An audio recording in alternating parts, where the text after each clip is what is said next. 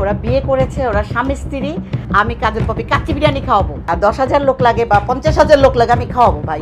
কি হবে আর দুইটা গরু? 50,000 লোক খাওয়াবেন কাচ্চি বিরিয়ানি? হ্যাঁ হ্যাঁ, কাচ্চি বিরিয়ানি খাওয়াবো হিরো আলমের এই বিয়ের জন্য। সুপ্রিয় দর্শক শ্রোতা, প্রতি মুহূর্তের আপডেট নিউজগুলা নিয়ে আবারও হাজির হয়ে গেলাম আপনাদের সামনে।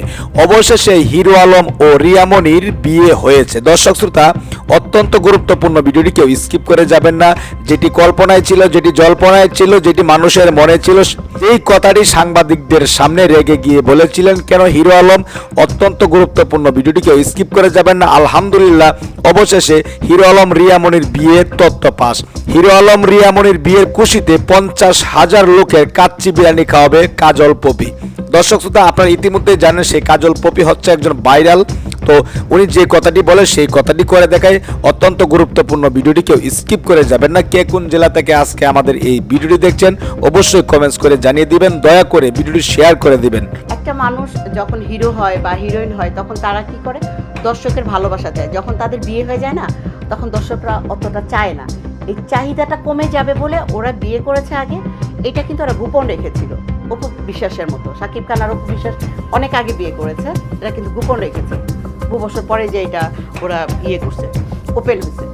তো ওরাও কিন্তু অবৈধ কোনো কিছু করে নাই, শুধু দর্শকের কাছে একটু যেন দামটা কমে না যায় দুজনের ইয়েতে, এই কারণে এটা গোপন রেখেছে। এটা নিয়ে অনেকেই অনেক কথা বলতেছে, কিন্তু এই কথাগুলো বলার কিচ্ছু নাই। ওরা বিয়ে করেছে, ওরা স্বামী স্ত্রী।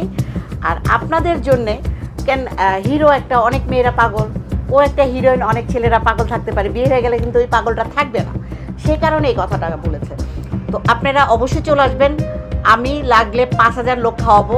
আমি কাজল পপি কাচ্চি বিরিয়ানি খাওয়াবো। হ্যাঁ, মাত্র কেন, লাগলে আমি 10,000 খাওয়াবো, সমস্যা নাই তো।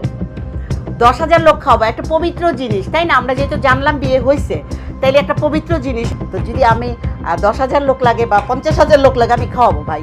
কি হবে আর দুইটা গরু?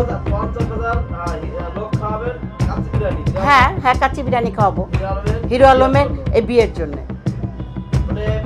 বিয়ে তো হয়ে গেছে। এখন যদি কোনো ভাইরা বলেন যে কাজল আপু বিয়ে হয়েছে, আপনার ভাই মিষ্টি খাওয়ান, বিরিয়ানি খাওয়ান, তা আমি বললাম আপনারা চলে আসবেন, আমি আপনাদেরকে খাওয়াবো। আমি কাচ্চি খাওয়াবো। কাচ্চি ভাইতে নিয়ে যাব না কেন, ওরকম জায়গায় আমি যাব না।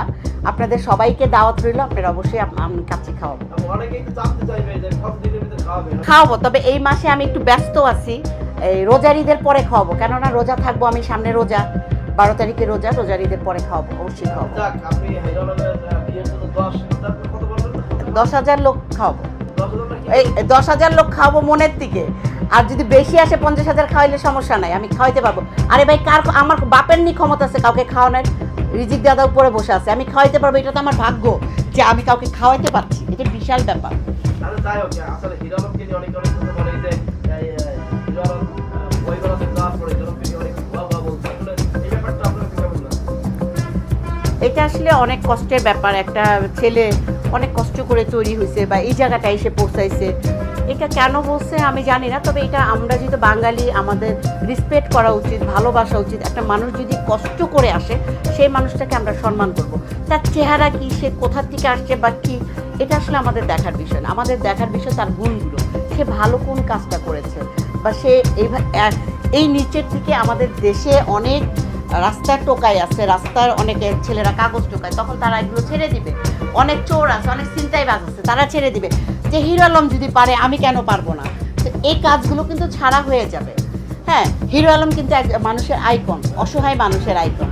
তো এই যে হিরো আলমকে যে পচানো হচ্ছে, এতে আমরা নিজে গর্ববোধ করছি না, আমরা নিজেরা ছোট হচ্ছি, আমাদের দেশ ছোট হচ্ছে। বিভিন্ন দেশের এই চ্যানেলের লোকগুলো আমাদেরকে দেখছে যে আমাদের ছেলেপেলেরা ভদ্র না, মা বাবা শিক্ষা দেয় নাই।